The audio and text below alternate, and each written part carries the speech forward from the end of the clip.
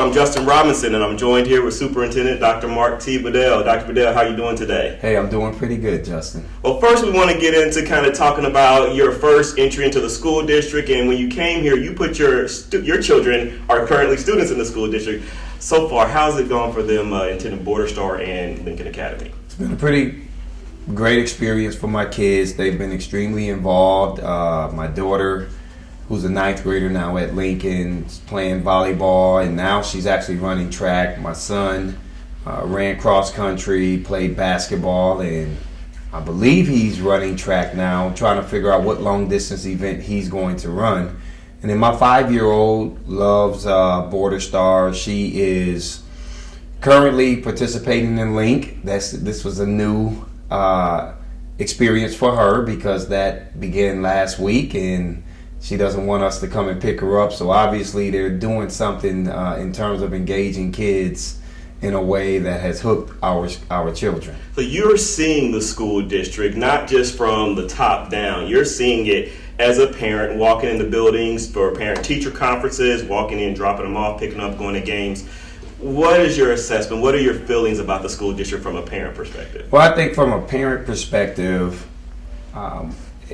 there's a lot that we need to continue to work on. I tell people going in and watching the basketball games, and you have an opportunity to hear some of the comments that parents make in the stands. And I know the first basketball game, our kids were, had different uniforms, and it was a concern of mine, but the school immediately addressed it. And going to the rest of the games, we saw that our kids were working well together, uniforms. They looked like a team that was ready to get out and produce. And I saw a lot of progression throughout the season. So I was extremely happy about that.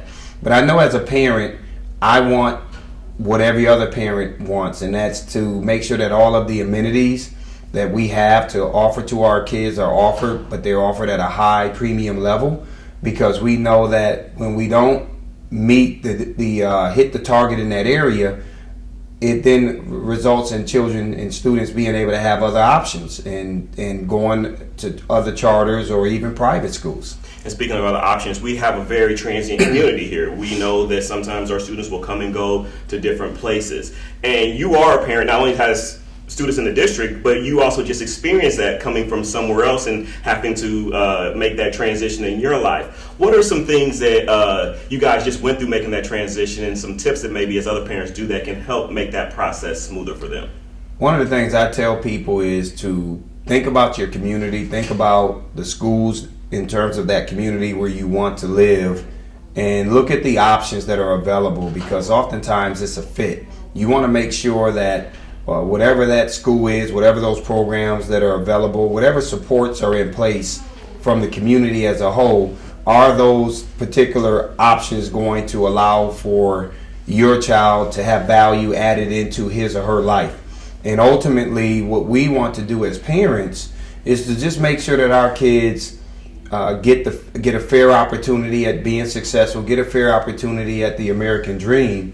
And I like to tell people that a lot of that begins and ends in our school system. So it's our job to really make sure that we're creating a product that would make people will make people decisions a lot easier when they move into this city or relocate into this area. And to make that product happen, obviously it takes time, considering some of the things the school district been through. And I've heard you say it many of times, and maybe someone watching today may have not heard you say it. Like I say, you have kids 8th and 9th grade at Lincoln right now. Your plan is to watch them graduate from Kansas State Public Schools, right? That's true. Everything that we've done in terms of enrolling our kids into this school system, buying a house. My wife is now barred in this state.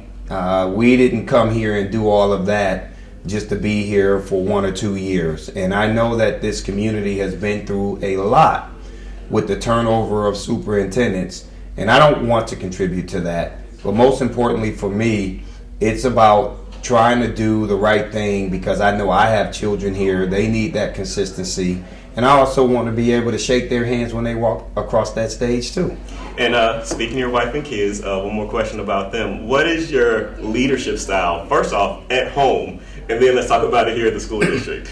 Well, I guess at home, I follow directions pretty much. I think any smart husband or man will know that no happy wife, no happy life. And so honestly, I try to do everything in my power. My job is so demanding. It's very difficult at times to be as present as I want to be.